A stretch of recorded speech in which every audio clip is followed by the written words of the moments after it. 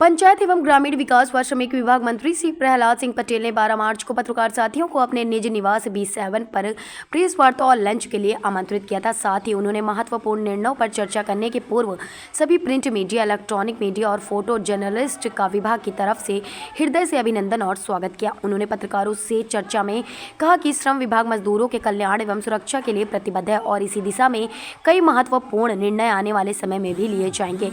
नियमानुसार प्रति 5 वर्ष में वेज रिवीजन होना चाहिए। 2014 के बाद पहली बार श्रमिकों का वेज रिवाइज किया है। आगे भी नियमानुसार वेज रिवीजन किया जाएगा। श्रमिकों को देय प्रचलित न्यूनतम वेतन की दरों में 25% की वृद्धि और जनवरी से जून 2019 के औसत अखिल भारतीय उपभोक्ता मूल्य सूचकांक के आधार पर दिनांक 1 अक्टूबर 2019 से देय परिवर्तनशील महंगाई भत्ते को न्यूनतम वेतन में जोड़कर नई न्यूनतम वेतन दरें निर्धारित की गई हैं, जो कि महिला श्रमिकों को आत्मनिर्भर एवं सशक्त बनाने में मील का पत्थर साबित होगा। मंत्री जी ने यह भी कहा कि मेरे मंत्री बनने के बाद हरदा की घटना घटी थी। मैंने संज्ञान लिया, मैं भौचक रह गया। मैंने तुरंत उन दोषियों के खिलाफ चार्जशीट दायर कर कार्रवाई की। एक और संज्ञान मुझे मीडिया के माध्यम से आया था कि भोपाल में जीवित लोगों को संबल का लाभ दे दिया गया है। मैंने PS को कहकर संज्ञान में लिया और तुरंत निगम के 6 अधिकारियों को निलंबित करने की कार्रवाई हेतु कहा। सभी प्रिंट मीडिया, इलेक्ट्रॉनिक मीडिया और फोटो जर्नलिस्ट का मैं विभाग की तरफ से हृदय से स्वागत और अभिनंदन करता हूं। वो कुर्सी अलग क्यों कर दी बेटा? तुम बैठ जाओ ना, नहीं बैठना।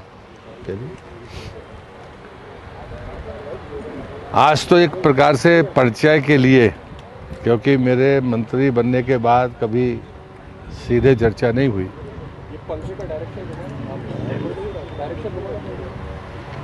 इस बीच में हम लोगों ने कुछ फैसले लिए हैं। जैसे 2014 से अब तक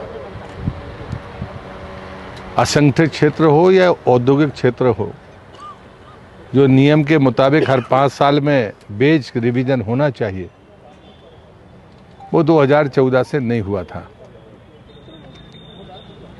तो मैंने उसका निर्णय लिया है और 25% औद्योगिक क्षेत्र हो या असंगठित क्षेत्र हो, स्किल्ड और अनस्किल्ड दोनों क्षेत्रों में मजदूरी बढ़ाने का फैसला हमने लिया था। और मुझे लगता है कि जितने भी क्षेत्रों में मजदूर काम करते हैं,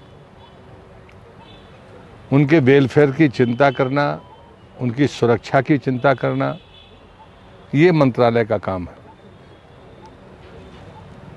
टीम हमारे पास में जो है उसमें अभी बहुत रिक्तताएं हैं। वो रिक्तताएं मैंने किसी की रिपोर्ट में पढ़ी भी है।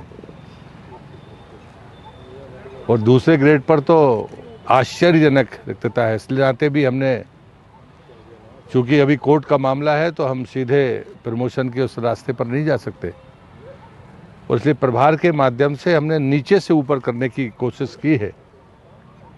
वो जानकारी आपको डिपार्टमेंट में पारदर्शी ढंग से मिल जाएगी, ताकि निचले स्तर से हम भर्तियां शुरू करें और हमारा मैन पावर हमारे पास में उपलब्ध हो, ताकि हम बेहतर तरीके से मजदूरों के हितों की चिंता कर सकें, श्रमिकों के हितों की चिंता कर सकें। मेरे पास में जो असंगठित क्षेत्र के मजदूरों के काम करने का 4 वर्ष का देश का अनुभव है, उस आधार पर मेरी रुचि भी इस विभाग में है। और इसी बात को लेकर एक मेरे मंत्री बनने के बाद हरदा की घटना घटी थी, और जब मैंने उसको संज्ञान में लिया तो मैं बहुत भौचक था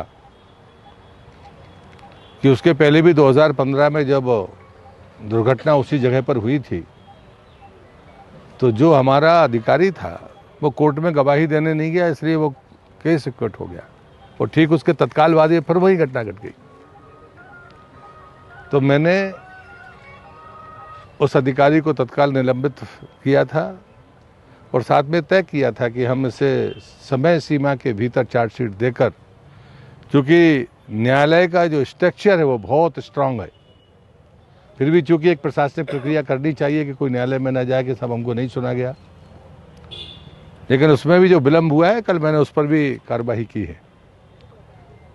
और मैं आपके सामने कहता हूं कि ऐसे लोगों को सेवा का अधिकार नहीं है। और इसलिए उनसे अवसर मांगा गया है। कल उनको चार्जशीट दी गई है और जिनने इसमें विलंब किया उनके खिलाफ भी मैंने कल कार्रवाई की है। वो उच्च अधिकारी है। एक और संज्ञान हमें जो मीडिया के माध्यम से आया था कि भोपाल में जीवित लोगों को संबल का लाभ दे दिया गया। उसको मैंने अपने पीएस को कहा था, उन्हें संज्ञान में लिया और कल निगम के साथ 6 अधिकारियों को निलंबित किया गया है।